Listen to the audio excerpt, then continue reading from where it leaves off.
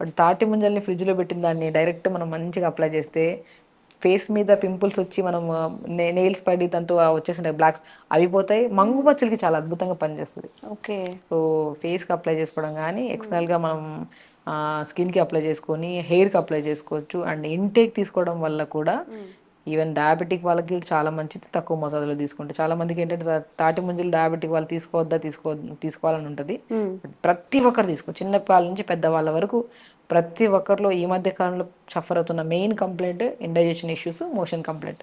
సరిగా మోషన్ తాటి ముంజలు రోజుకు 2 తినండి, నెక్స్ట్ డే మార్నింగ్ కల్లా మోషన్ మొత్తం ఫ్లష్ అవుతుంది. అంతట్టు మనకి సీజన్ దొరుకుతాయి ఇప్పుడు కాబట్టి చక్కగా తినేసేయచ్చు. చాలా మంచిది యాక్చువల్లీ. దాన్ని ఏంటంటే రకరకాలుగా ఈ క్రీమ్స్, ఐస్ క్రీమ్స్ వేసి మిక్సీ పట్టేసి ఆ తాటి ముంజలు ఐస్ క్రీమ్ ఇట్లా తింది. ఇప్పుడు ఫ్రెష్ ఫ్రూట్ తింటేనే మొత్తం న్యూట్రిషన్ ప్రాపర్గా ఉంది అన్ని.